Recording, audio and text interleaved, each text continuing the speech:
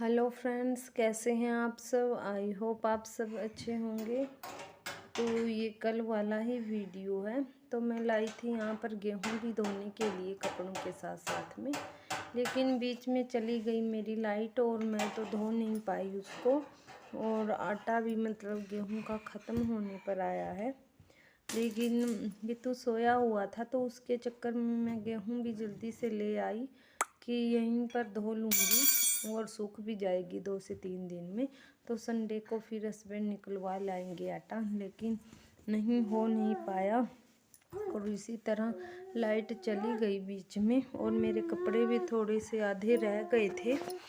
और फिर तो आई करीबन 4 बजे लाइट, और फिर दोबारा से किए मैंने कंटिन्यू अपने कपड़ों को धोना जितने बचे थे। और वो गेहूं तो वैसे का वैसा ही रह गया।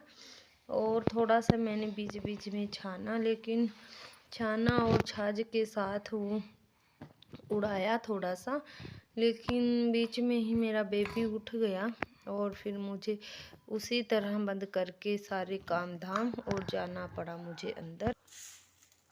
तो ये है फ्रेंड्स चावल, दलिया और मूंग दाल। तो मैं इस सब को मिला लूँगी और धोकर बनाऊँगी अपने हितू के लिए दलिया, खिचड़ी, जो भी कुछ। और थोड़े से प्याज और जीरे के साथ लगाऊंगी मैं इसमें छौंक।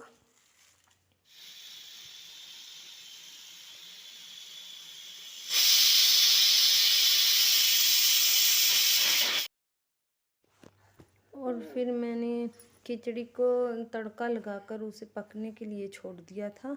और फिर अपने हितू को मैंने नहलाया धुलाया। और वो नहाना बिल्कुल भी पसंद नहीं करता, पता नहीं क्यों नहीं करता, बहुत रोने धोने लगता है। और उसके बाद नहलाया और उसको, और फिर उसे लगाई थी काजल, लेकिन काजल मेरी मिल नहीं रही थी। और उतने में तो मेरा हितू दोबारा से रूठ गया और वो नहीं जाने देता मुझे इधर उधर। तो वो बड़ी मुश्किल से उसे मैंने मना के रखा और फिर कहीं से मुझे काजल मिल गई। जब मेरा हितू मतलब इस तरह से रोता है, चिल्लाता है, तो अगर मिलना हो सामान तो ना मुझे मिले, क्योंकि फिर मुझे ये हो जाता है कि वो बहुत ही ज़्यादा रोने लगता है। और ऊपर से लगाया था मैंने उसके गालों पर नारियल का तेल और सिर में लगाया था मैंने मक्खन। और ये बनाई थी मैंने अपने बेबी के लिए खिचड़ी। तो अब मैं खिला देती हूँ अपनी बच्ची को। तो इसके बाद मैं आ गई थी अपने बच्चे को खाना खिलाने। जो मैंने दलिया उसके लिए बनाया था तो वही मैं लाई हूँ।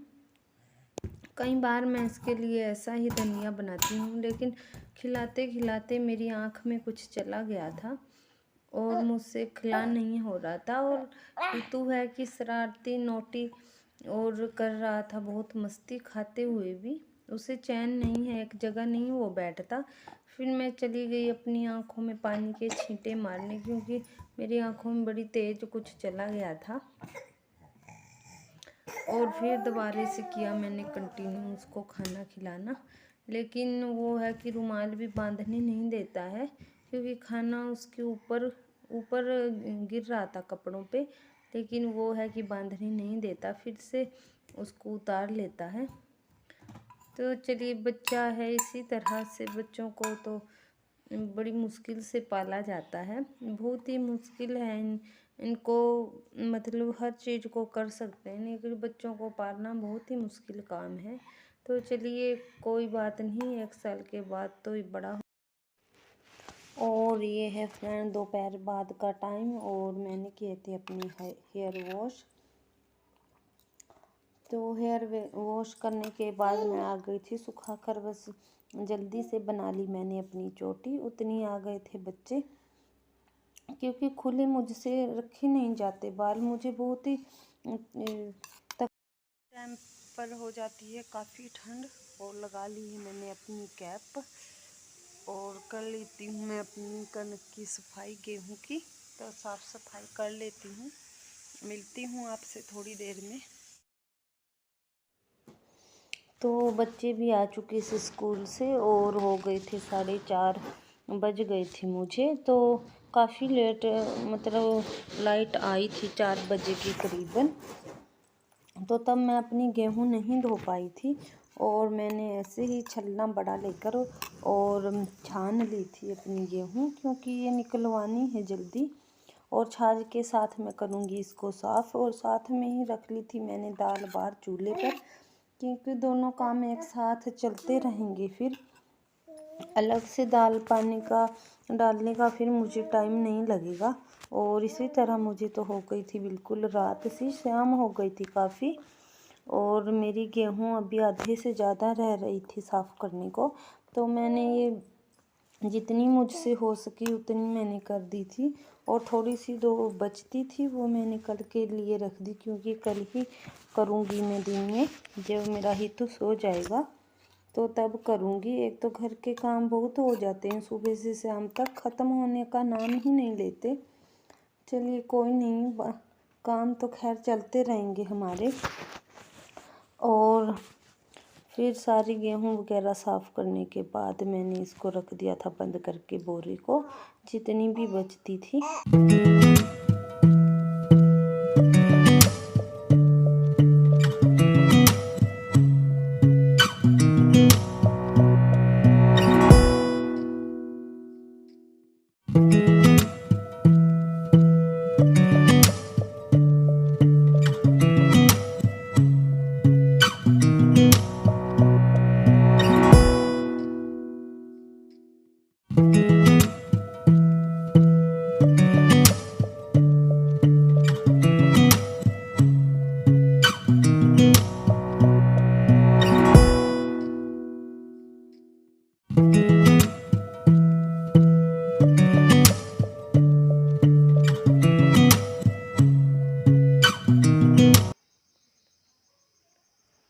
और ये हो गई थी फ्रेंड्स मुझे बिल्कुल ही रात। और मैं उखाड़ कर लाई थी अपने किचन गार्डन से 2 मूलियाँ, क्योंकि मुझे सुबह पराठे बनाने थे।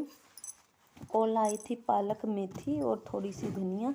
ये तो मैंने इसी टाइम कट करके और रख ली थी और बना दी थी मक्की की रोटियों के अंदर।